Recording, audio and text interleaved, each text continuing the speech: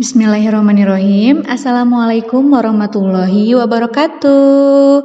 Sampurasun, wilujeng enjing barudak sadayana, wilujeng patepang deui sareng Ibu Nunu di pangajaran basa Sunda. Alhamdulillah, dinten ieu urang tiasa patepang deui, teras tiasa diajar deui. Alhamdulillah, ayeuna urang tos lebet di tema 3. Materina nyaeta ngeunaan pancen sapopoe. Barudak kumaha daramang? Alhamdulillahnya, mudah-mudahan barudak sadayana sing sararehat, sing tiasa mengikuti pembelajaran bahasa Sunda kalawan sumangat. Sateu acan urang diajar, ayeuna Ibu Nunu bade macakeun tujuan pembelajaran dinten ieu. Nyaeta, siswa dapat mengidentifikasi teks yang sudah dibaca. Teras, siswa dapat menentukan jawaban dari kecap-kecap yang sudah tersedia. Barudak, ayeuna aya hadis of the day atanapi hadis anu berkaitan sareng tema atau materi dinten ieu. Jika seseorang di antara kalian makan, maka hendaknya dia makan dengan tangan kanannya. Jika minum, maka hendaknya juga minum dengan tangan kanannya. Karena setan makan dengan tangan kiri dan minum dengan tangan kirinya pula. Hadis riwayat Muslim. Barudak, sateu acan urang kawitan pangajaran dinten ieu, hayu urang sasarengan macakeun doa. Bismillahirrahmanirrahim. Rabbi zidni ilman warzuqni fahman wa alhiqni bissolihin. Amin. Hayu barudak urang diajar sing sumanget. Tah barudak ayeuna Ibu aya teks bacaannya nyaeta pek baca tuluy titenan. Jadi urang maca heula teras perhatikeun di jero bacaanna teh aya naon wae eusina. Tah ayeuna urang baca sasarengan. Indit ka sakola. Isuk-isuk sanggeus sarerea ngalaksanakeun salat subuh, galih mah anteng di kamar, meresan tempat sare ngabebenah bantal jeung nilepan simbut. Wayah kitu teh bapana galih ge keur anteng di kamarna. Tatan-tatan indit ka kantor, make baju dinas jeung nyiapkeun tas bawaeun ka kantor. Ari indungna galih, tah indungna galih mah keur anteng di dapur, masak, nyiapkeun pikeun sasarap nu rek arindit ka sakola jeung ka kantor.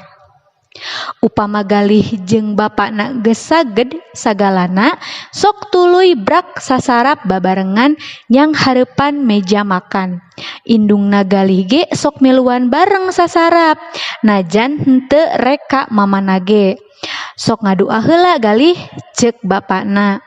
Galih tuluy ngagerendengkeun doa memeh dahar. Dibarengan ku asih bapana jeung ku indungna. Geus kitu mah brak wae sarerea sasarap bangun nu nikmateun pisan. Mun geus sasarap galih gancang ngadeuketan rak sapatu, nyokot kaos kaki jeung sapatuna. Rap we dipake, pon kitu deui bapana. Rap make kaos kaki jeung sapatuna. Basa rek indit pisan ka sakola, galih nyamperkeun indungna. Mah galih mios, ceuk galih bari nyium leungeun indungna. Tuluy nyamperkeun ka bapana bari terus nyium leungeunna. Pak, galih mios. Jung, sing soson-soson diajarna nya, ceuk bapak. Ceuk bapana. Muhun Pak, mah tembal galih. Galih indit ka sakola, bapana indit ka kantor. Indungna galih mah di imah bae, beberes imah, sasapu, ngepel, nyeuseuh, kukumbah piring, jeung migawe pagawean sejenna deui. Tah barudak bacaan anu bieu urang bacakeun sasarengan teh aya kagiatan atanapi tugas-tugas sapopoe di imahna masing-masingnya. Tah ayeuna urang sasarengan jawab pananya nya barudaknya. Tapi ieu sanes evaluasinya urang jawab we. pananya dina teks anu tos ku urang dibacakeun bieu. Ayeuna nomor kahiji naon cenah pananyana? Galih bapakna jeung indungna keur aranteng barang gawe. Iraha kajadian nana eta teh? Tah tadi tos urang bacakeun sasarangan nya. Jawabana isuk-isuk. Anu kadua, naon nu dipigawe ku Galih samemeh beberes di kamar? Jawabanana nyaeta ngalaksanakeun salat subuh. Anu katilu ieu pananyana, naon wae nu diberesan Galih di kamar? Nyaeta jawabana meresan tempat sare, ngabebenah bantal jeung nilepan simbut. Pananya nu kaopat, keur naon Bapak Galih harita teh? Tatan-tatan indit ka kantor. Jawabanna eta. Anu kalima, di mana indungna barang gawe harita teh? Jawabanna di dapur. Nu kagenep, di mana Galih asih bapana jeung indungna sasarapna? Di meja makan. Ayeuna aya pertarosan kenehnya nomor 7. Naon nu dipigawe ku Galih samemeh brak sasarap? Jawabanana ngageurendengkeun doa. Nomor 8, di mana ditendeuna sapatu Galih jeung sapatu bapana? Jawabanna dina rak sapatu. Nomor 8, naon nu dilakonan ku Galih memeh jung indit ka sakola? Jawabanana mios bari nyium leungeun indung bapana. Nu 10, nyarita naon harita bapana ka Galih? Jawabanana nyaeta jung sing soson-soson diajarna nya. Eta jawabannya barudaknya. Nomor 11, kumaha tembal Galih teh? Jawabanana muhun Pak. Ta eta jawabannya barudak. Nomor terakhir, naon nu dipigawe ku indungna sanggeus Galih jeung bapana arindit? Tadi jawabanna sasapu, ngepel, nyeseuh, kukumbah piring, teras migawe pagawean anu sejena. Tah eta barudaknya jawabanna. Ina urang lanjutkeun wae, urang lajengkeun wae nya barudaknya ka pangajaran salajengna.